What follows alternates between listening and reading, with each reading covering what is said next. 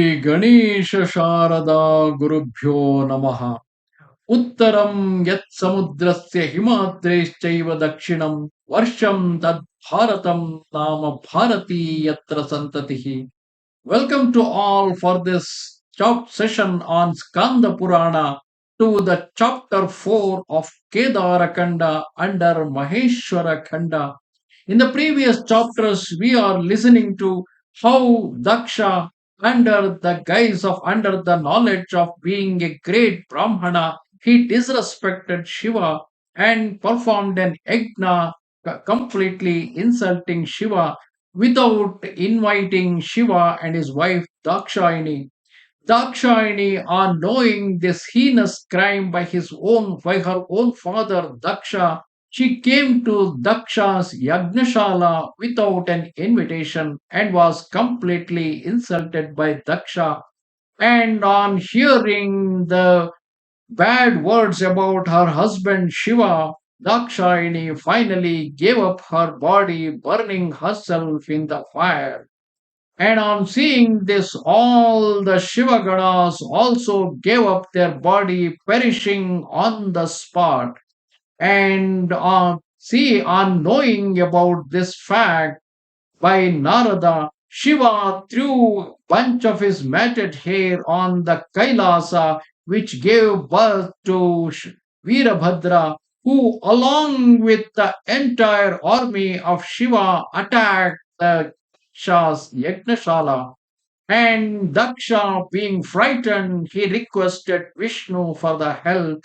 However, Vishnu told him that you have made the mistake of separating the Lord of Yagna from the Yagna itself. You have kept Shiva away from the Yagna, so certainly this Yagna will going to perish and nobody will be able to protect you.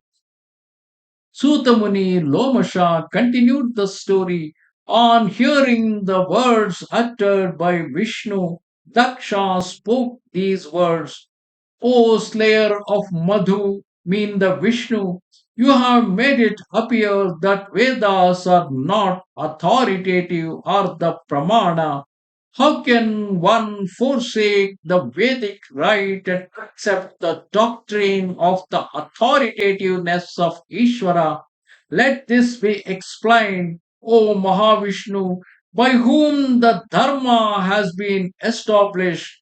On being asked by Daksha, Mahavishnu said to him consolingly, the Vedas have the three gunas for their object. They cannot be otherwise. How can the rites mentioned in the Vedas become fruitful without Ishvara? They definitely become fruitless. Hence, seek refuge in Ishvara by all means. Even as Govinda Vishnu was saying this, thus the ocean of an army similar to Veerabhadra came there. All the suras they saw it. Indra laughed at Vishnu, who was engaged in explaining the doctrine of Atma. Then, with the Vajrayuda, the thunderbolt in his hand, he became desirous of fighting, accompanied by the Suras. He was made to go hurriedly by Brigu, who was bent upon routing the Ganas. Then the Ganas, in the formation of groups, fought with the Suras. They struck one another with arrows, iron clubs, and sharp pointed missiles. In the course of that great festival of war, many conches were blown, so also drums like dundubis, patahas, dindimas, etc. were sounded. Thanks to that great sound, the Suras considered themselves flattered. Accompanied by the guardians of the quarters, they killed the servants of Shiva. Some were killed by means of swords, some were smashed by means of iron clubs. All of the hundreds and thousands of Ganas were entirely routed by the Devas. It was by the power of the mantras of Bhrigu that those Ganas were instantaneously defeated and driven back by the guardians of the quarters headed by Indra. Their extermination was effected by Bhrigu, who performed the yaga as the fire worshipper. He was initiated in this for the sake of worship on behalf of the Devas and for their pleasure too. By that alone did the Devas become victorious at the very instant. On seeing the defeat of his own army, Veerabhadra became angry. He made the goblins, ghosts, and vampires go to the rear, and the bull riders advance at the front. The leader of the great strength took up a sharp trident and struck down the Devas, Yakshas, Pishachas, Guhyakas, and Rakshasas in the battle. Striking with spears, all the Ganas began to kill the Devas.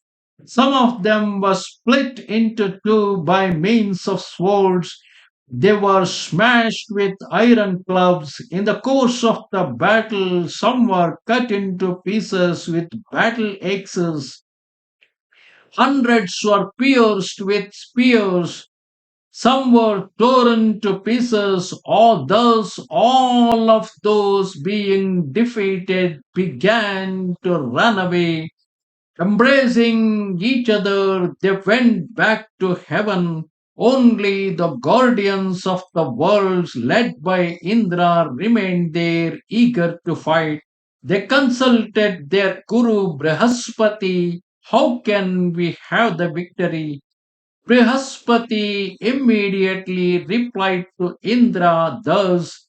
Brihaspati told to all the devatas led by Indra, what had been spoken by Vishnu formerly has become true today. If there is Ishvara as bestower of the benefit of the holy rite, he assigns it the benefit to the performer of the rite. He is not powerful over one who does not perform the rite. Neither mantras nor all the medicinal herbs, neither the black magic nor the secular rites, neither the holy rites nor the Vedas, nor the two systems of Mimamsa are capable of understanding Ishvara. He can be known only through unswerving devotion. By calmness and great contentment, Sadashiva could be known. It is through him that the entire universe, with happiness and misery at its characteristic features, takes its origin. But I shall speak further with the desire to explain what are the right and the wrong actions. O Indra, you have been foolish in accompanying the other guardians of the worlds here. How can you do further now with the self same folly? These extremely splendid Ganas, the assistants of Rudra, have become infuriated. Those persons of exalted fortune cause nothing to be left over. On hearing these words of Brihaspati, all the heaven dwellers and all those great gods, the guardians of the world, became anxious. Then Veerabhadra, who was very closely surrounded by the Ganas, they told, he said, on account of your ignorant nature, you have come here for the sake of Avadhana, our which is a glorious achievement. For the sake of your satisfaction, I shall immediately give you avadhana, means the cutting you into pieces. You came here for a glorious achievement, but I will now be cut into pieces. After saying this, he furiously hit them with sharp arrows. Hit by those arrows, all of them fled in all the 10 directions. When the guardians of the worlds had left the place and when the devas had fled, Veerabhadra came into the sacrificial enclosure accompanied by the Ganas. At that time, all those sages who were desirous of intimating everything to Janardana, the god of the gods, said to him all at once, "Protect the yajna of Daksha. Indeed, there is no doubt that you are the yajna incarnate." On hearing these words of the sages, Janardana, the all pervading Lord, the illuminator of spiritual faculties, became desirous of fighting and stood there ready for the battle. Veerabhadra of powerful arms spoke these words to Keshava, Vishnu. "Why have you come here, O Vishnu? You who know the great strength of mine, how will you be victorious by taking up Daksha's side? Tell me that. Did you not observe what has been done by Dakshayini, O sinless one? You too have come for the sake of a share in the course of Yajna of Daksha. O Lord of powerful arms, I shall give oblation to you also." After saying this, at the very outset, he bowed down to Vishnu, whose form was similar to his because there is no difference between Vishnu and Shiva. They both are the same. Here, Veerabhadra is an incarnate of Shiva himself. Veerabhadra then went in front of Vishnu and spoke these words: "You are to me just like Shambhu. There is no doubt about this. Still, O Lord of powerful arms, you face me with a desire to fight. If you continue to stay here yourself, I shall give you liberation." On hearing those words of the intelligent Virabhadra, Lord Vishnu, the Lord of the Lords, said laughingly, Vishnu said, "O highly intelligent one, you are born of the splendor of Rudra.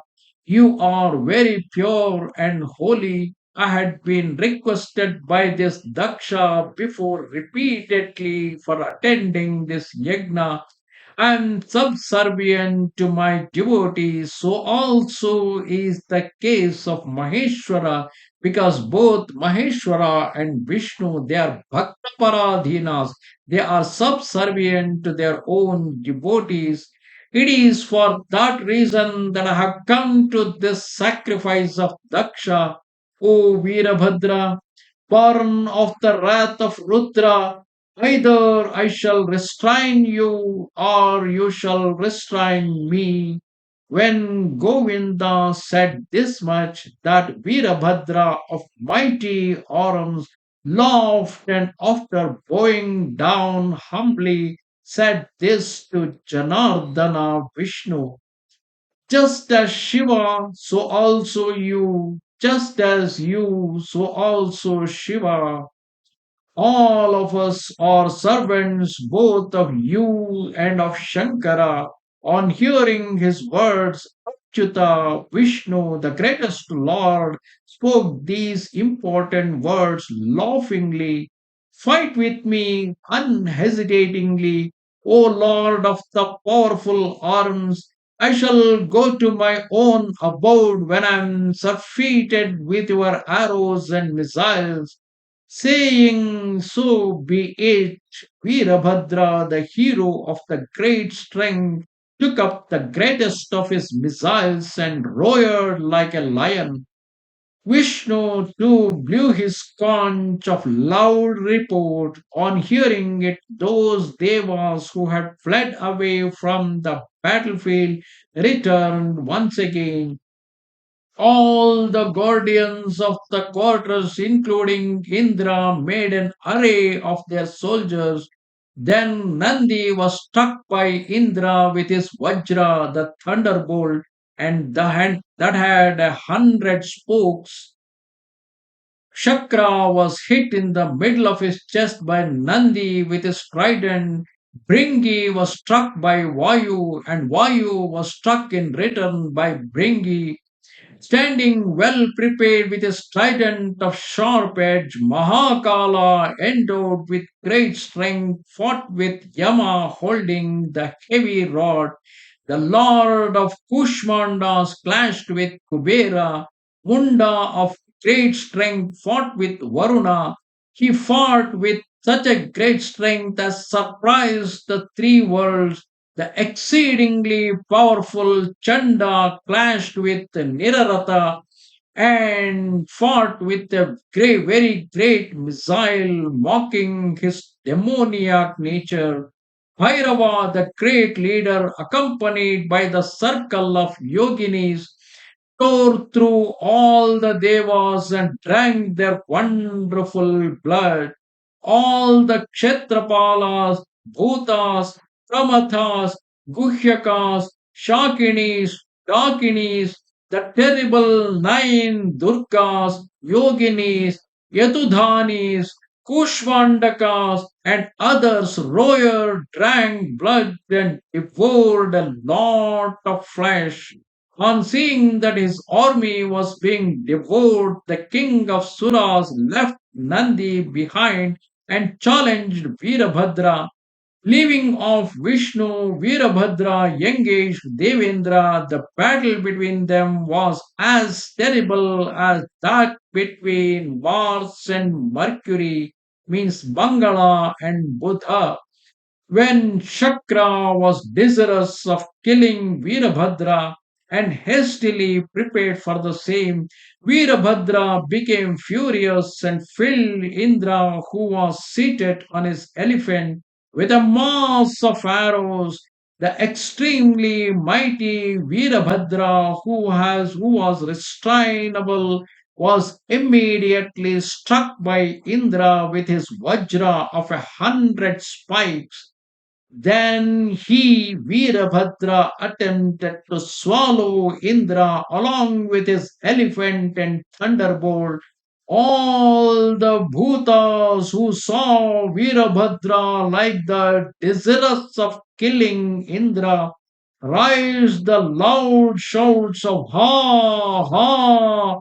Seeing Veerabhadra desirous of killing Indra, Vishnu came there in a hurry and stood in front of Veerabhadra. He pushed Shakra behind and fought with Veerabhadra. The battle between them was very tough.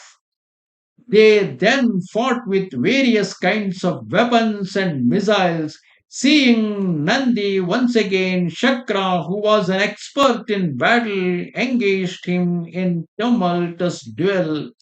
There was a great clash between Devas and Pramathas. Pramathas were smashed by Devas and all of them fled from the battle. On seeing the Ganas turning their faces away from the battle, all those ailments, that's bacterial ailments or the jwaras that had originated from the fury of Rudra rushed against the Devas. On seeing the Devas afflicted with the fevers, Vishnu laughingly seized the Devas alive separately. He called Ashwini Devas in order to quell the ailments.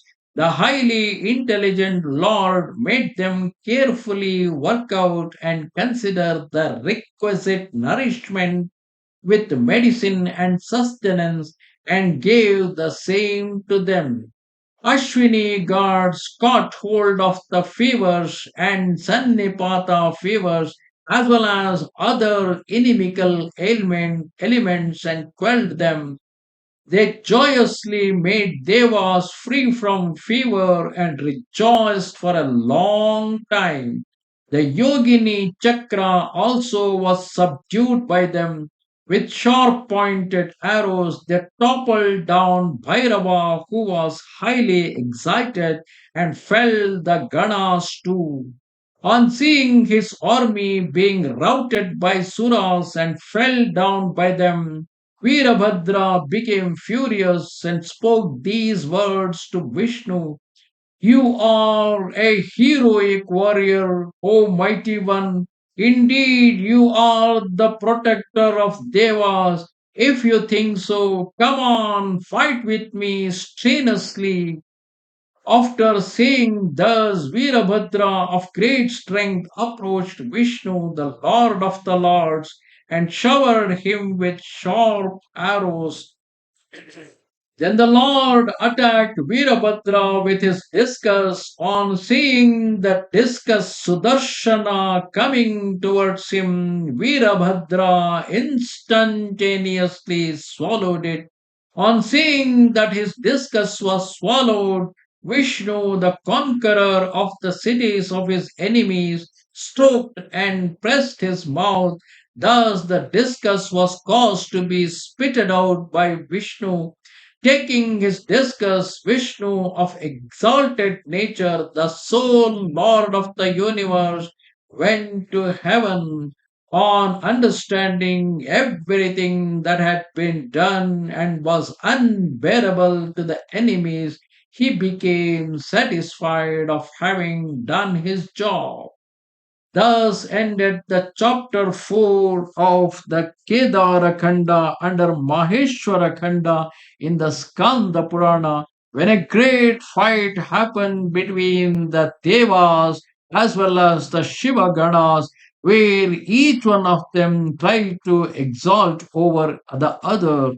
But at the end of it, when Vishnu was fighting with Veerabhadra, Vishnu sent his discus Sudarshana towards Veerabhadra as an ultimate weapon. However, the Sudarshana Chakra was swallowed by Veerabhadra. On seeing the might of Veerabhadra, somehow Vishnu got back his discus and he quit the battle and went back to Vaikunta, thus ending the fight from the side of the Devas. Namaste Sharada Devi Kashmira Puravasini Twamaham Prarthage Nityam Vidya Danancha Dehime. Goodbye.